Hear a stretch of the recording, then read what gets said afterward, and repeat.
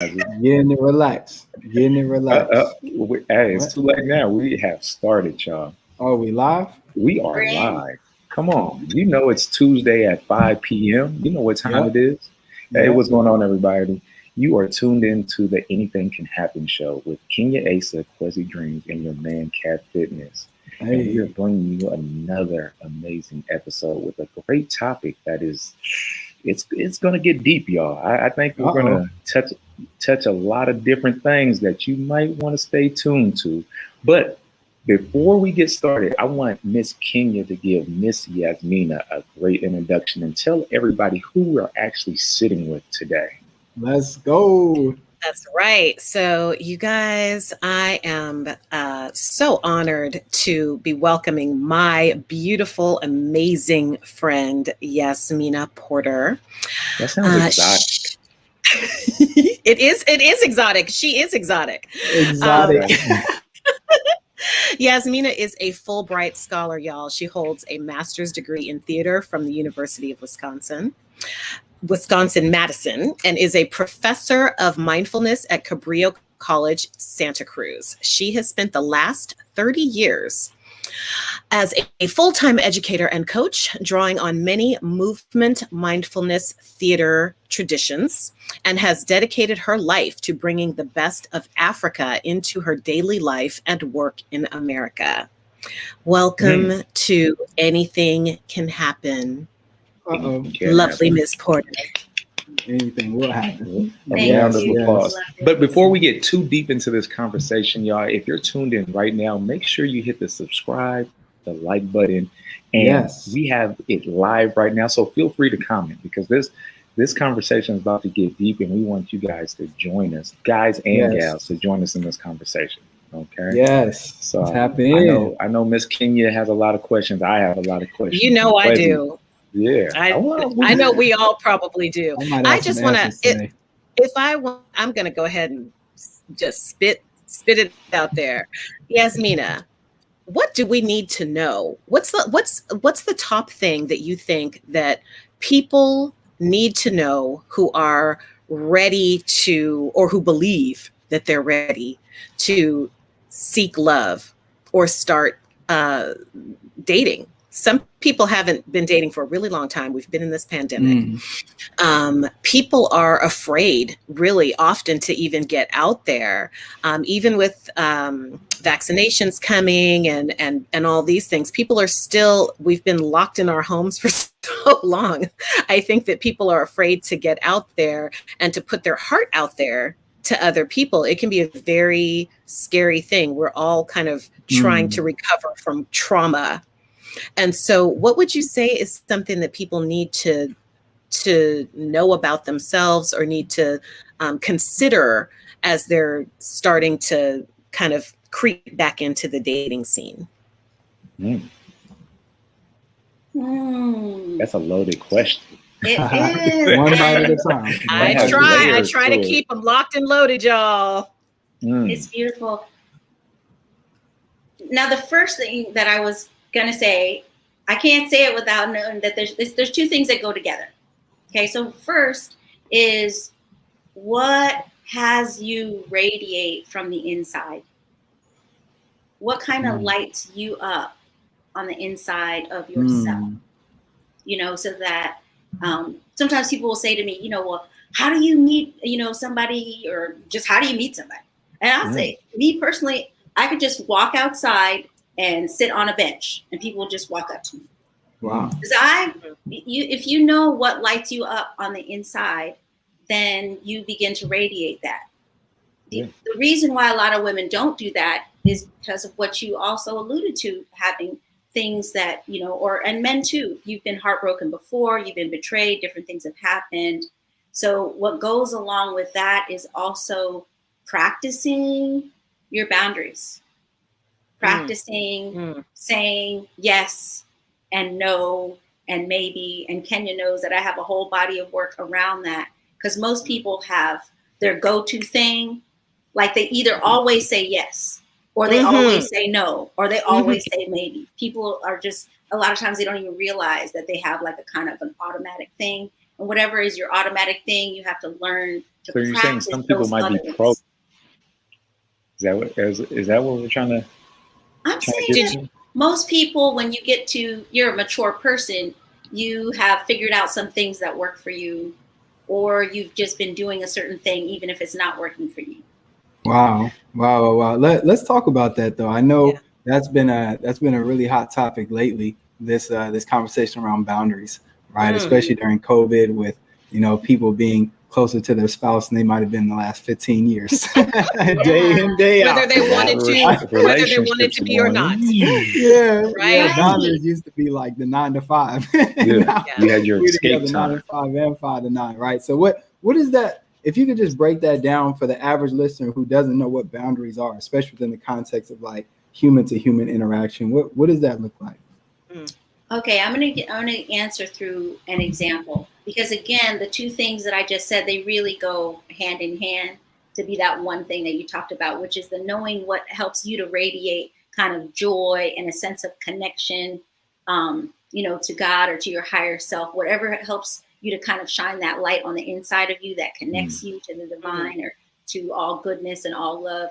Knowing that is really important. And then when you radiate that, you're going to attract, right? Your spouse might be coming, your kids might be coming, everybody might be coming towards you. And so you need to have that boundary. And so that boundary can actually look like saying the thing that you love and naming that you need to protect your time to do that thing, to be the person that they want you to be.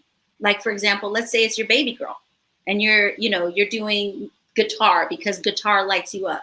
So you're playing your guitar and then your baby girl wants to come and sit on your lap. And so a boundary could look like saying, playing guitar is what helps daddy to feel good and to love you and to throw you up in the air.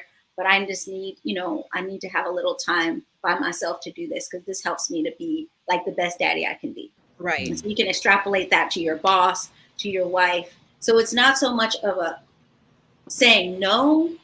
It is saying no, but it's really saying yes to yourself. Yeah. It's saying yes to that thing that helps you be the person that you want to be and that they enjoy being around. Yeah. Right. Oftentimes saying no to other people means saying yes to yourself. And so, but then what you'll find often is that there are people who that does not work for. People close to you in your life that don't want to hear no, that reject your boundaries. And that can be spouses, that can be friends. I've experienced that many times with friends who I need my private time. I need my alone time. I'm an only child and I enjoy my own. I was an only child for 20 years and I enjoy my own company, right? And so what do you say to people who are like, no, I need your attention. I need your attention right now. I can't wait for you to be ready. Well, this might be controversial, but we said everything's, on the table here. Anything can Personally, I feel like a boundary is something that you maintain. That's your boundary. It's not somebody else's job to respect your boundary. It's your job to respect your boundary because it's yours. It's their job to respect their boundary. Interesting. So for me, especially, I mostly coach women, and I tell women, I'm like, they're like, well, I said this and I said that. I said this. I said, you're talking to a man. A man is not listening to your words. He's looking at your actions. If you said no, then get your purse, grab your bag, walk out the door, do what you need to do to hold your boundary. You too, King. Like, oh, you too, King. You walk out the door, King. Don't let her do it. Yeah, but I definitely hear what you're saying, because you have to essentially, whatever you're looking for on the outside, you have to find it within first, right?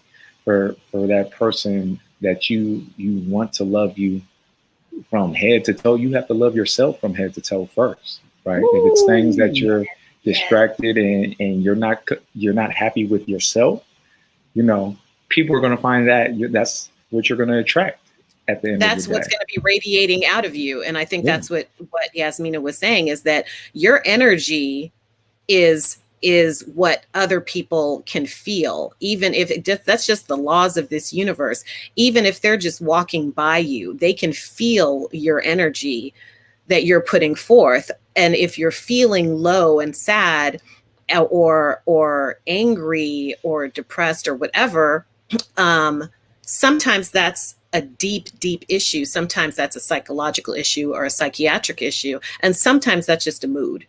Because whatever we're feeling in this moment isn't the feeling that's going to stay in this moment or that's going to stay throughout the day.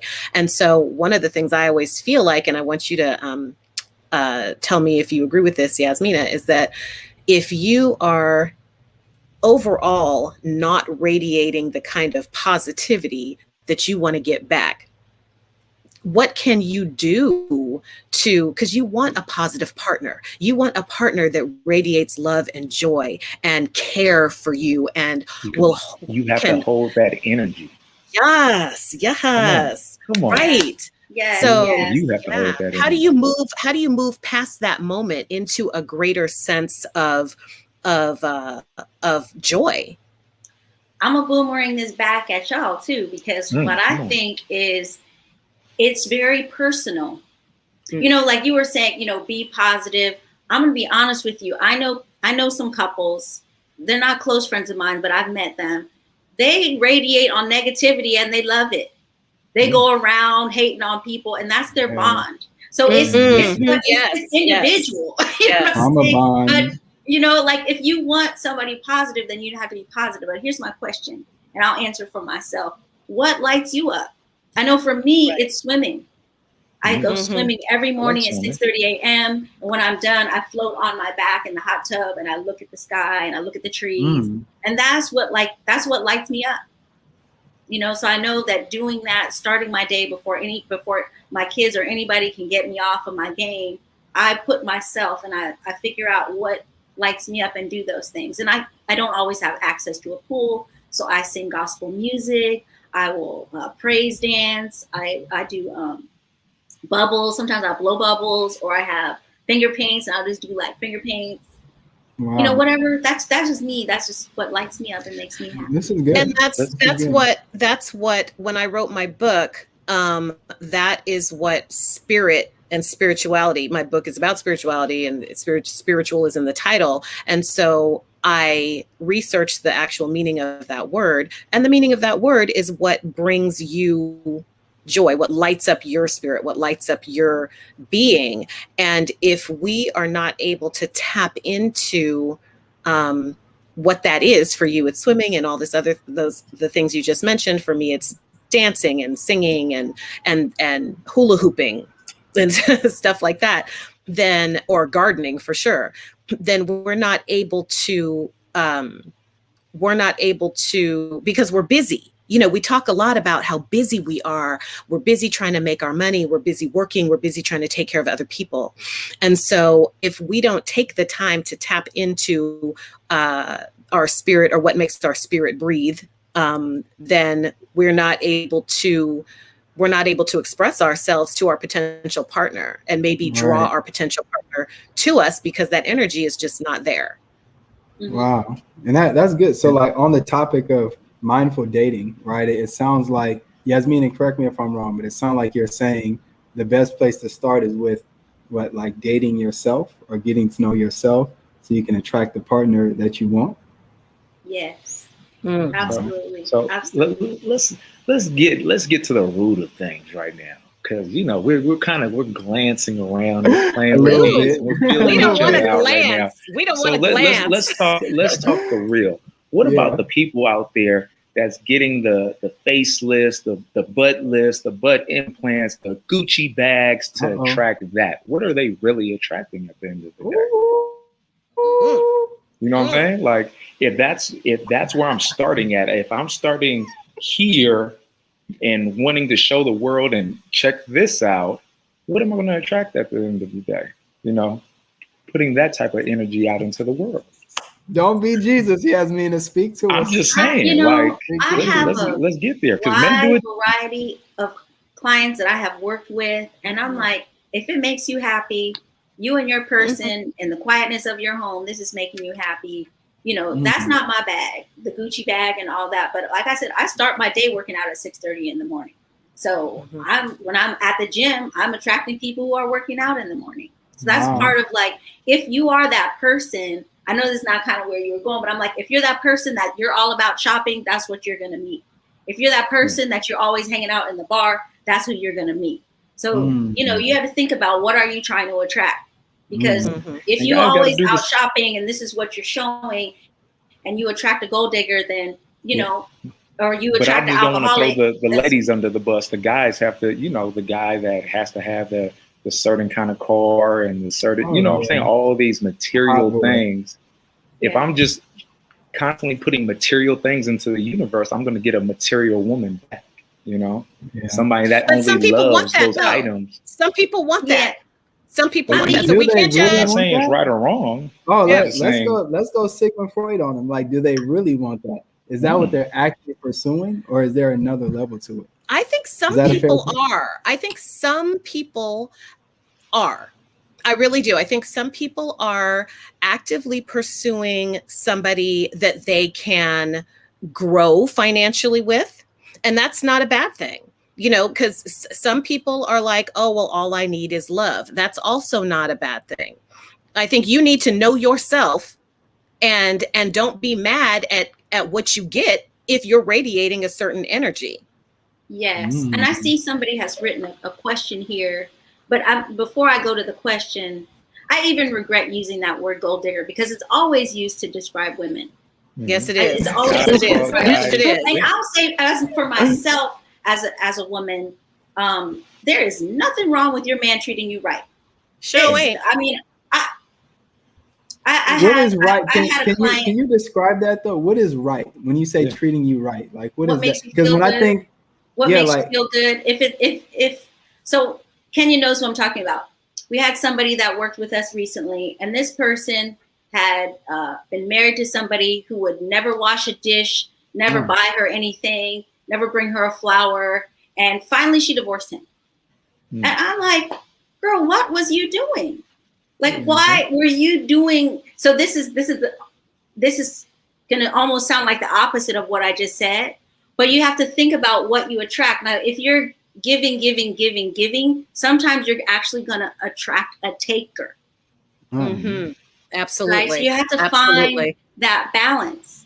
Or just recognize it when the signs present itself.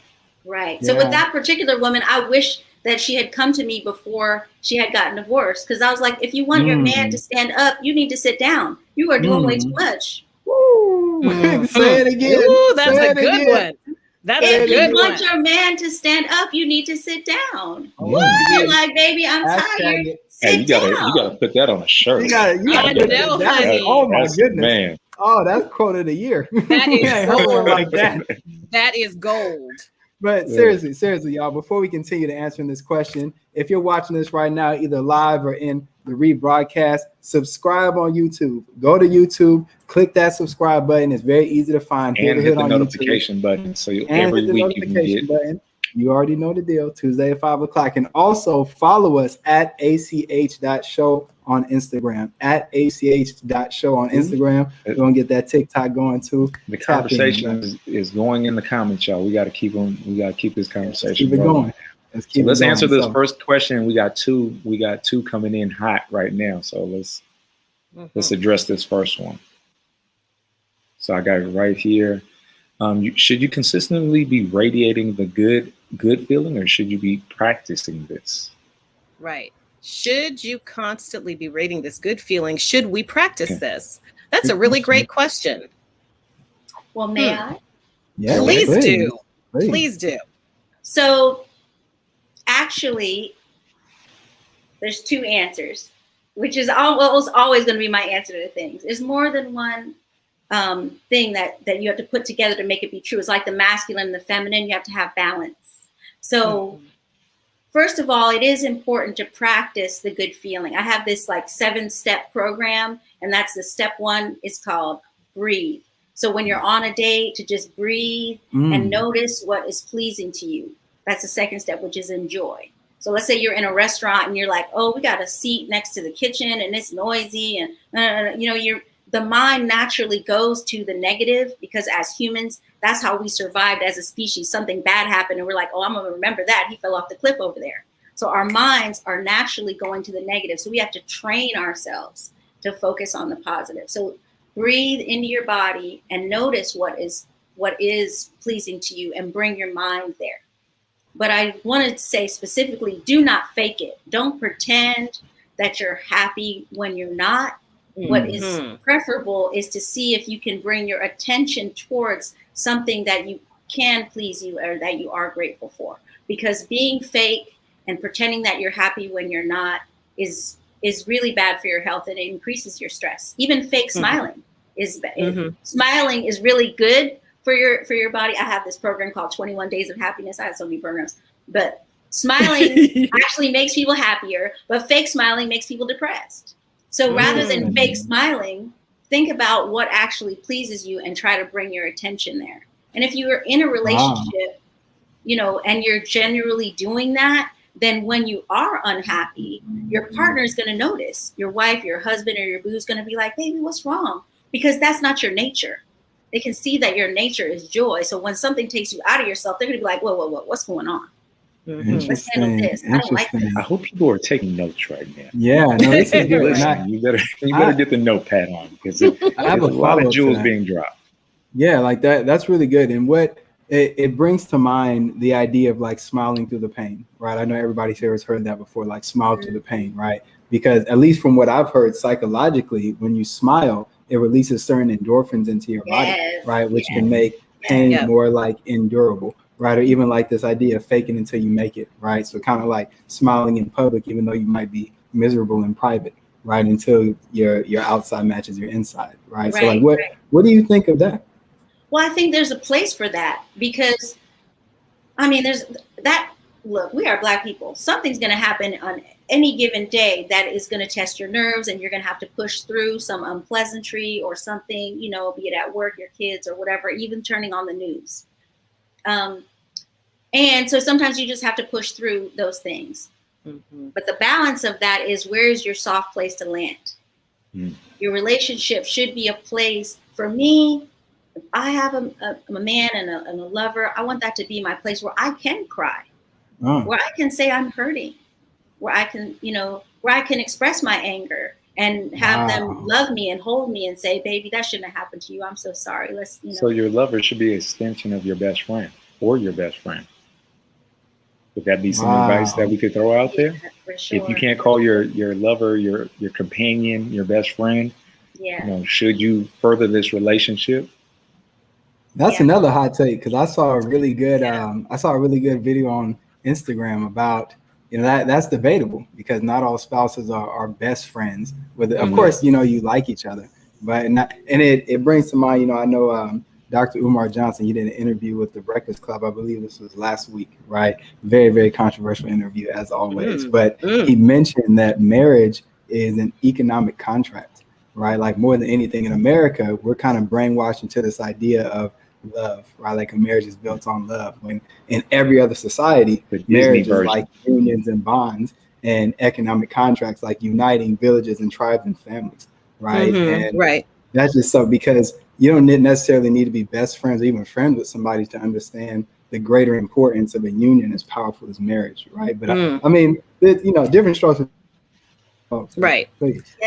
Yes. And I would love to speak to that, because I mentioned, you know, that I grew up in Ghana as a child, and that's my cultural home. So I really do come at this from a very kind of indigenous African perspective, where I do think that your life partner really should be an alliance. And that's because, you know, living in Ghana, I got to spend many years raised in a royal family, and there's certain kind of teachings that you get when you're raised in a royal family.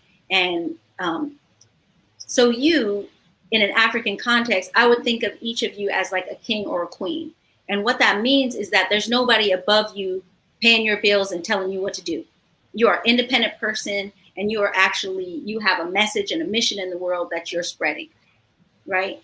And so I think that each of you will be a king or a queen. And so in that African context, you would have a council of 5 different people. And if you, in the traditional sense, when you find one person that has 3 of these in that one person, that would be somebody that you marry. But if you can't find one person that has 3 of the 5 in that one person, you don't get married. Like the Queen of England. I mean, she did get married, but he's not king. Wow. Right. He passed away. But the point is, you know, so there is, I know it's a little bit, it's not the Disney version. I don't do Disney version. Right. I'm like, no, who your number one person is a person that knows about money and things. And that person, it could be your husband. It could be that you hire a lawyer and accountant. Traditionally in Africa, it would be your mother and father. Right. You know, somebody that you can trust. And then the second one is your lover. Now, sometimes you have a lover and they're not your husband. They don't know nothing about money. You don't really think this is the type of person you would want to have kids with, you know. So you don't get married to somebody who only can do one of the five. You want to make sure you get the full package to have a full alliance. Otherwise, you have a council of people. So I think that ideally, yes, you should never marry someone if you can't really trust them to be, you know, on your team. Right. For life. What I would say to that is when my husband and I first got married, or maybe about a year into our marriage, and I've been married now for 18 and a half years, is that, but we've been together for like 26 years. And so for me, I felt like we needed a mission statement. We needed a family mission statement. Right. We didn't have kids yet or anything like that. But it was important to be able to verbalize, what are we doing here? You know, and what, not only what are we doing, but what is our level of commitment? Because as like Kwesi was saying, you know, I don't necessarily believe in that whole, this is my best friend thing. For some people, that's great. You know, those, you guys know me, you know, I had a best friend. I have and she passed away, but I also have other best friends that like hold me up and hold me down when I need that. And Yasmina is one of them. I love her. But that is, to me, I feel like it can be a lot of pressure to put on your spouse to be all things.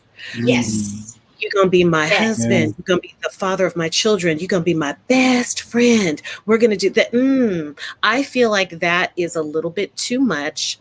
And I don't want to put the title of best friend on my husband. He's already doing the husbandy things. You know? The husbandy things. Hashtag it. Yeah. And so as a woman, that's just me. Okay.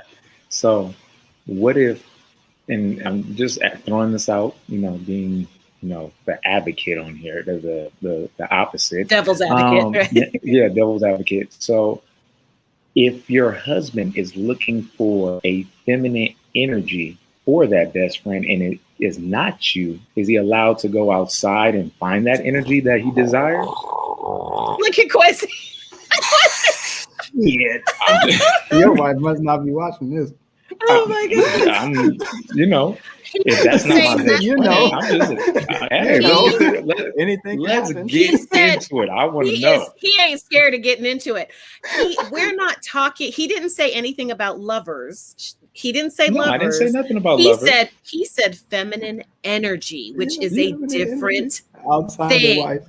It's a different thing. It really is, because, and I think that's such an important distinction to make, that you do get different energies from different kinds of people. You can have a really good male friend. I have a really good male friend, a couple of really good male friends that bring kind of more of a feminine energy, you know? And I love that energy. I need that energy in my life, and I appreciate that energy.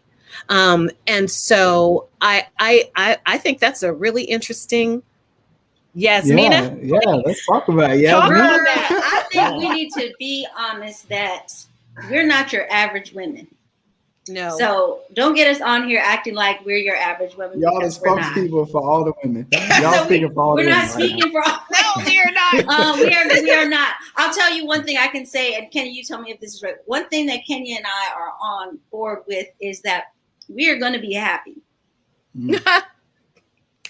We're going to be happy. Not a lie detected, girl. Not a lie detected. Okay. That's, you know, and that all the women I coach, I'm like, you running after somebody for your happiness. I'm like, stop that. find your happiness, and then enjoy your husband. So, I'll tell you. So I have a friend. I already said his name, Derek. I talk to Derek for like an hour every day because I'm disorganized, and Derek is very, very organized. Derek is not my lover, but I talk to him every day, sometimes in the afternoon, sometimes at night. And I'm like, how do I do this thing on my calendar? I got this microphone. I don't know how to make it work. And my lover's like, I'm so glad you have Derek. But he's part of the council, right? He's wow. part of the five. Yes, Right. Yes, he is. Yes, so honey. And she But is speaking a some word people- because, yeah, for sure. And the whole reason I bring this up, y'all, is just because we're talking. Let's talk about insecurities, right? Yes. Yes. So if you're insecure with yourself, within yourself, and you can't trust yourself on a certain level, then how are you going to trust this other person? You know what I'm saying? You're going to be like, well, I know what I would do if I was in that situation, right? If I was around that masculine energy and I was tempted to do something, I know what I would do, but that's not necessarily what your significant other would do, right? Well, and masculine energy or feminine energy isn't necessarily sexual energy. It's not. So it's not. It doesn't have to go that far, or it can. This is so good. But by the way, before we continue, I know we have another chat in the comments. We definitely want to be interactive with our audience. If you have any other questions or feedback, please post it in the comments. And while you're at it, subscribe to us on YouTube at Heal the Hood, and also follow us on Instagram at ach.show. But back to you. That button right now. You see where I'm pointing? It's somewhere right there. Somewhere right Just there. click it if you're enjoying this conversation. Can we address this question? Do women know how to stay in their lane? Woo! Before we answer the question, is the name Cayenne? Is the it name Cayenne? is Cayenne. Cayenne, like the pepper, because she coming in hot. She coming in hot with that question. I want to, Yasmina, you sprinkled it on spokesperson us, for all women. All women right now. Well, I gotta say something for the women who are not here. So there's some women who are not here gonna look at that and be like, what is a woman's lane? A woman can do whatever she wants. And I want to say that, do women know how to stay in their lane? Probably not, honestly, because they're not sure what lane that they want. That I will be an advocate for women knowing what lane do you want to be in. Figure out what lane you want to be in and then stay in it. Because I get too many complaints from women. That's a lot of what I'm doing. It's like they're doing a lot of stuff they don't want to be doing. They're like, I'm always with the kids and I always do the dishes. I'm like, if you don't want to be doing all that, don't be doing all that. Like if you created that, I'm gonna give you an example. When I had my first child, I was in labor for 3 days. I had a home birth. So no medication or anything. It was actually quite beautiful, but it was a lot of work. And then when my baby girl finally came out, I'm tired. Okay. You think? I'm tired. So in the night, I breastfeed her, put her down, and then she's still crying. And my husband leans over, he's like, the baby's crying. I was like, I can hear that, but I'm tired. And I can hear that. That's a true champion right there. I went back to sleep because I just had a baby. Right? So right. But I learned that from my mother. She said, whatever you create is what you're going to have. Absolutely. So I remember 3 days later, we're putting the baby to sleep. I know I'm talking about a baby, but you extrapolate that to whoever relationship. Right. So the baby was sleeping and me and my husband were tiptoeing around. And my mom said, if you tiptoe around now, you're going to have to tiptoe around forever. She's like, talk in normal voices, play music, watch TV. If you tiptoe now, you're going to have to be tiptoeing for years. Oh my You're going to train your baby that you have to be like a prisoner in your house. No. Oh, right. But also but you also have to train your husband that you are not a single parent. If you're or your partner or your wife or whatever your situation is, whoever you are partnered with, that it is not just your job and I did exactly the same thing. I'm pumping. I'm like, here, I'm sleeping through the night tonight. Okay. I'm sleeping. I don't care if this baby screams bloody murder. I don't care what is happening. I'm going to sleep through it like a baby. Here's the bottle.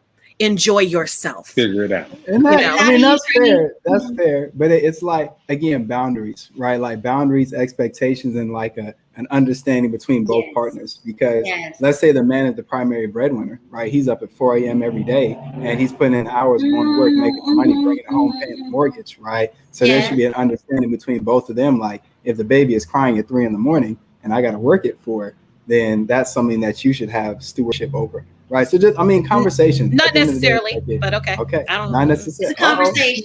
Get up an hour early. Get up an hour early and change some diapers. Okay. Get up an hour early. And get it in and stop complaining. Conversation. I mean, the main thing, I'm here for love. I'm here as a stand for love. And what matters is that these two people are happy. You know, don't come home and hear, oh, well, Kenya said this or Yasmina said that, and now woo, woo, woo, woo, woo. You know, you need to be happy with your man in your house. Can I say one thing too about circling back to the staying in your lane question? What I believe, especially with women, and I tell people this, I've told husbands this, I've had coaching with people on this particular topic, and those people will know exactly what I'm referring to. A woman, and very likely men too, but I'm not a man, so I can't speak on that. But we change.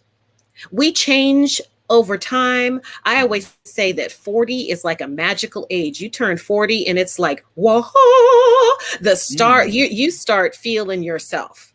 Okay. And that's just the beginning. Right. And so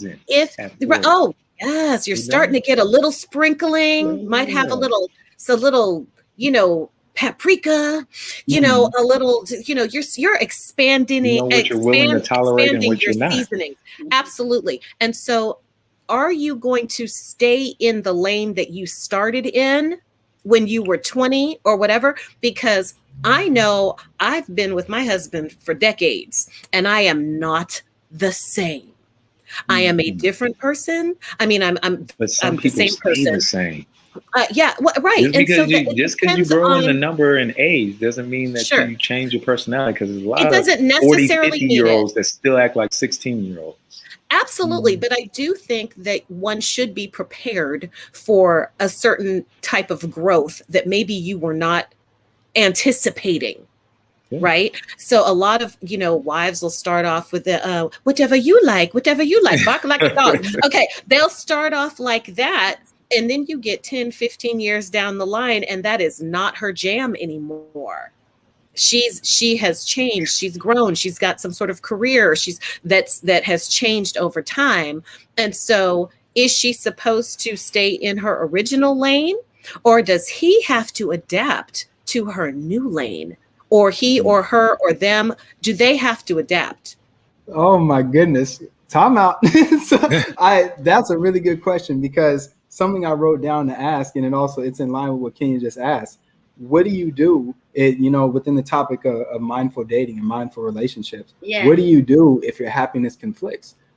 If you as a partner have a desire that conflicts with your partner's desire, right? Like just what Kenya was saying, if a man married a woman because some people might see that as submissive, but at the same time, submissive isn't always a bad thing. I believe submissiveness is it's required in a healthy relationship, but on both ends, right? So like what Kenya was just referring to, if that's the man's standard for the relationship, like this is what I expect from you and I meet your expectations, but then she's changing, right? Not for the better or for the worse, but just changing, and she decides to do something outside of that expectation. What do you do next? Well, I know there's a scripture in Proverbs that says that, if you make an agreement and you regret it, you got to break it. So I think that it's, it's important. Straight from the Bible, people.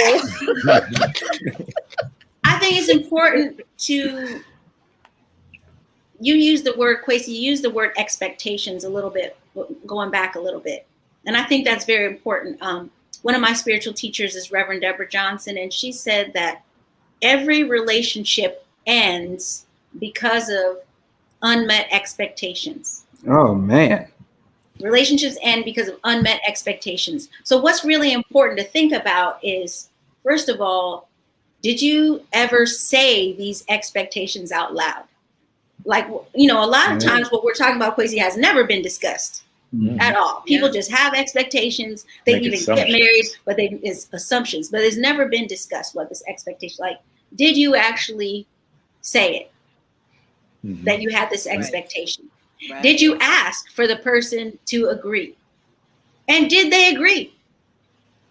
Right. Yeah. Right. Sometimes women do a thing. I hate to say it, but I'm a woman coach. Women do a thing where we'll say something that is, we'll say something, but you didn't actually ask. You didn't say, will you do this? Wow. So I think it's important to name what your expectation is, if it's something that you really need. And this is the thing, because I'm known as a marriage saver. I like saving marriages. I do. It's one of my favorite things. And one of the things I find is that a lot of times, more than 70% of the time, it's a woman who leaves. Right. Usually it's just an emotional thing. It That just is crosses over a line where she's like, you know what, I had it. And then she can't go back. Right. And so I'm like, let me catch them before they could hash over that line. And oftentimes the husband has no idea. They're like, that thing that you said, it didn't seem important. But then at a certain point it was.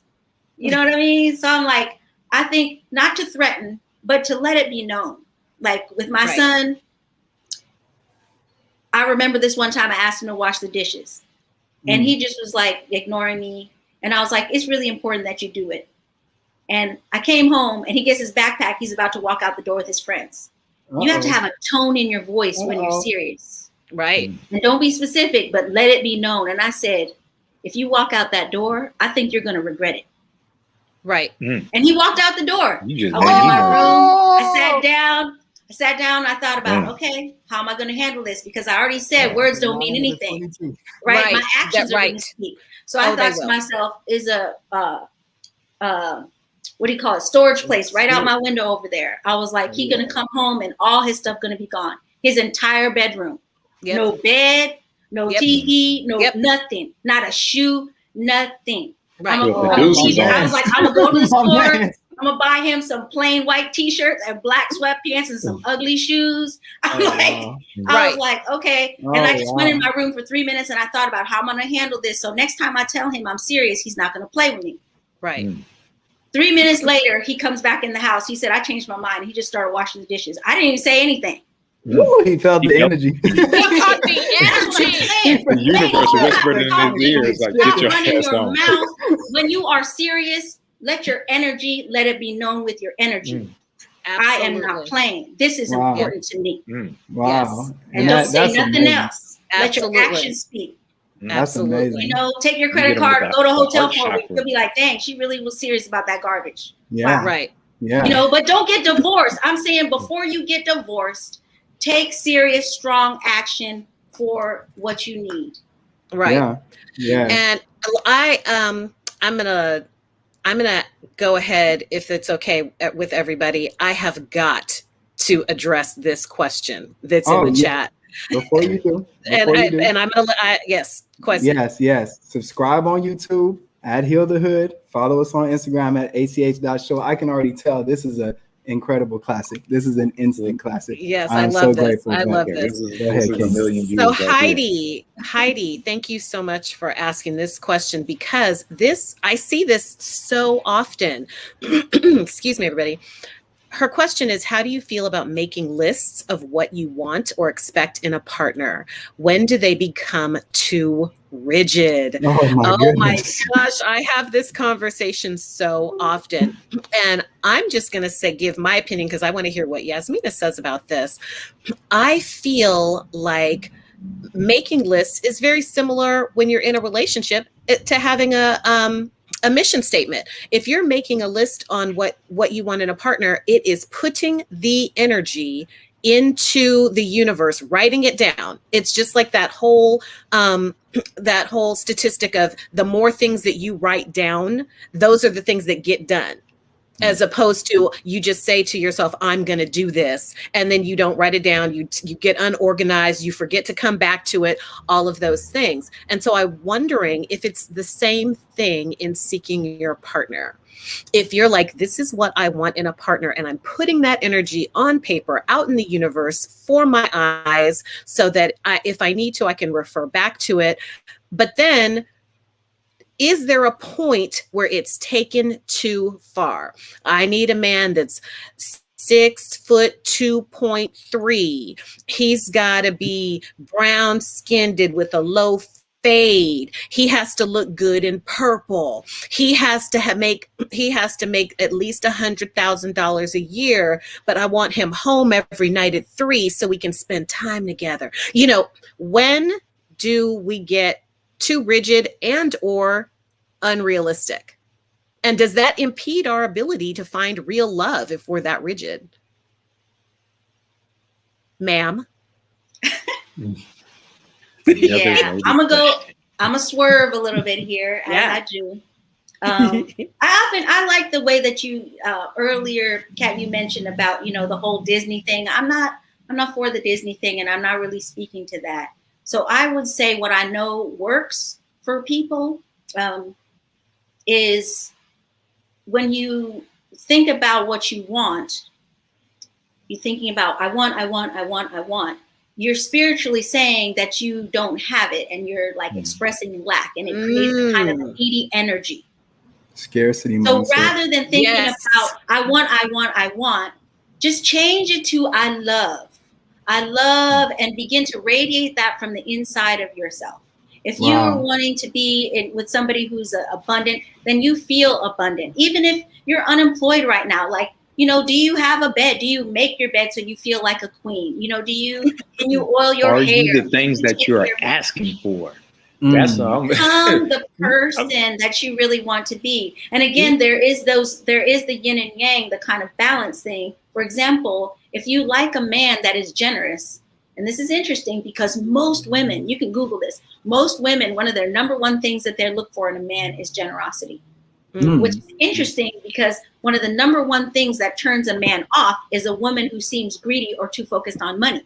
So it's just very interesting because these things are from evolutionary biology. You're a woman, you have babies, you know, you think of caveman times or something like that. It's like, this guy's got to be able to provide some meat so that I can actually survive, you know, so the species can survive. And this guy is like, she can't, you know, hold me down too much to where we're not going to survive. But my point is, if a woman, for example, is wanting a man who can give to her, is she able to receive? Does she have the type of energy where she's a gracious receiver, the kind of person that a man wants to give to because of your countenance and who you are? So and the last thing I want to say about lists. So the first thing I said was, I like to repeat myself because I'm a teacher. 1, are you being the kind of person to attract what you love? So I'm swapping out that word desire because it creates a needy energy to love what you love, and you radiate what you love. You be what you love. The second thing is, I just want to list off real quick in this indigenous African context. And I'm a believer that all human beings came from Africa. So this is all of our heritage. I don't know who's listening, but a lot of things that we in an indigenous African cultural way think about, people in the West don't even have on the list. So number 1, does this person understand this world? Can they pay their bills? Do they know how to have insurance? Do they know how to like do things in the world, you know? And number 2, are they a good lover? Do they give you orgasms? Not what size dick do they have or how tall are they? Do they please you? Do they ring your bell to where you're satisfied? That should be on the list, not how tall or how whatever. It's you, it's your body. You know, and then number 3, is this the kind of person that you would want to have kids with, or you would want your children to grow up to be like this person? Are they a spiritual leader? Are they somebody that you're embodying your own spiritual practice? Do they support you in that? Can you walk in righteously with this person? Or do you have to kind of keep them in the shadow because, you know, they can do this and that, but honestly, they're not the type of person to bring home. You know, if you get sick, can they run your household? That's the 5th thing. Can they run things and you feel it's good enough? Maybe it's not how I would do it, but it's good enough. Right. These are things that from an African indigenous perspective, it's a really different list. It's not how much you earn or you know, but it's qualities of character. And back to number 1, are you radiating that yourself? Are you being that person? Wow. That's really, really good. And so We literally have 10 minutes left. I'm going to remind y'all, subscribe to Heal the Hood on YouTube. We're giving classic after classic, value after value. This has been amazing so far. We have a few minutes left and maybe time for 2 more questions. Maybe. That was an outstanding answer. And you want to read this question, Kenya? Sure. When men start dating a woman, should he understand what husband means in Greek? Husband in Greek means he is a head of the family, out front in battle. Is that his lane if the woman is trying to seriously date? That is a multi-layered question, but I want to also say that, you know, we're not, relationships aren't just men and women. Relationships are men and men, women and women. And so we've got a certain energy, masculine, feminine, maybe that we should, or, you know, that we should yin yang, masculine, feminine. And so that's a really interesting question. It is. What do you think about that? Yasmina, before you answer, I wrote something down that's an even broader scope, but is going to help to answer this question. And what I ask is, how important is communication in a relationship, right? Like including this, right? Including this understanding of what, because husband can have a completely different meaning to like an independent woman versus a dependent woman, or an independent man versus a dependent man, understanding what they want and need from that masculine energy. So in terms of communication, how important is that in a healthy relationship? Well, I'm not Greek, I'm African. So I take my lead from more African traditions. That's just me. I'm just answering for myself. And I coach a lot of white women. I coach women from London, Paris, all over, even men too, Asian men, Black men. However, I come from an African indigenous perspective. So no, for me, I don't think it's important what husband means in Greek. No, I do, but I will say I know that biblically, because I'm for the Bible, especially the book of Proverbs, the book of wisdom. And it says, get her wisdom, for she is more valuable than rubies. So I grew up with a mother that was always pointing that out. We read the book of Proverbs every single day. It's 31 chapters. So the first day of the month, read chapter 1 and keep going through and over and over and over. So this idea that I, as an embodiment of the feminine, am wisdom, and that I am actually what is the prize of a man. I am the prize. And so that gives me a certain way that I move in the world. Since I was a little girl, I'm like, I'm not trying to dress up and put heels or do something to like have somebody come to me. I am the prize. I'm leaning back to see who gets to be in my company, you know? So communication, it's so important. And also back to what Kat said, knowing yourself first, you know, really taking time. Mindfulness is about being present in the present moment, like feeling our own hearts and knowing what's really inside. You know, I know Ayala Van Zandt, she says, keep your heart open and your legs closed. As do many mothers. I'm very sex positive, but I agree with her. I'm like, you need time to get to know this person to see, you know, based on my criteria. I already said they're pretty. I tell my daughter, I said, don't have sex with anyone unless you'd be willing to have a child with them. She's like, I'm not having kids. I'm like, I don't care if you never have kids. Don't have sex with anybody unless you'd be willing to have a child with them. That is a standard. Oh, man. That's a standard. You're going to let this person inside of your body, or you're going to get yourself inside someone's body. You don't know what's going to happen. You know who they are or what they come with. We get into the hot takes now. Y'all don't know about this new generation. We haven't even. I think we just grazed the surface. Okay, I gotta answer this one. We just grazed the surface. Yes, please answer this one. She wants to answer this. This is another one from Cayenne. Another one. Again, going back to the Bible, should women and men date more than one person at a time? I say yes, absolutely. I say yes, absolutely. I want you to think about Cinderella. You guys ever see that movie, Cinderella, the Disney movie? Go back and watch it. It's a great movie, except it's backwards. Because in the West, they got people backwards and they got women chasing men. They got it all backwards. Because in nature, almost every single animal in nature is the male that chases the female, the masculine that chases the feminine. That's right. The feminine is receptive and cultivates receptivity. So if you look at the Disney movie, you see the prince. Now, women, look at that prince and model yourself after him. He's looking at all these line of women lining up, right? He's a prince. Checking them out. He's checking them out to decide which one, and he's bored. You know why he's bored? Because they're throwing themselves at him, and he's like, he doesn't see what he likes. If you go to a restaurant, and it could be a good restaurant, but if there's nothing on the menu that you want, if I'm a vegan and somebody takes you to a freaking steakhouse, I'm gonna be bored. Somebody's walking there like, man, those steaks are freaking delicious. And throwing yourself at somebody, usually, I'm gonna get a bit nerdy here. We are primates. We are primates. Primates in nature, the only time the female chases the male is if she has parasites or she's been ostracized from her group. So there's something inside our hormones. It's not rational. That when a woman is chasing a man, he's like, something inside his body says, this is not right. He might not, it's not a thought, it's hormones. Just like you get turned on by somebody, you don't know why. You could be married, but somebody turns you on. You can't help it. It wasn't a thought. You didn't choose it. So I'm just saying we are actually animals.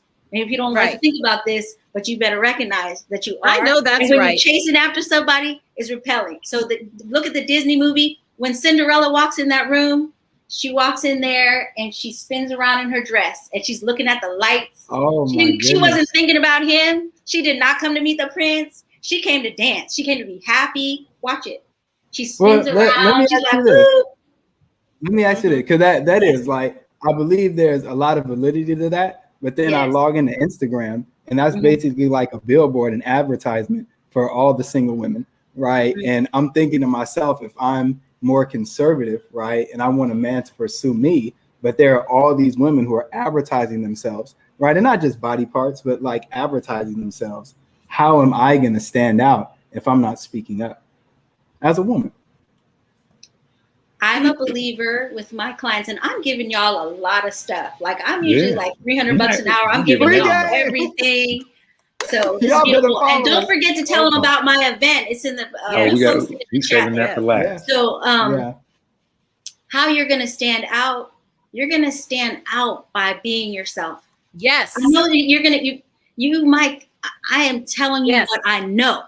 Yes. I had a client and she told me when she said, she told a whole room of 100 women this story about after one coaching session with me. She said, I went to a party and all these men were talking to each other and there was all these women, they were like, trying to get in and da-da-da. She said, I sat back in a chair and I watched, I didn't say a word.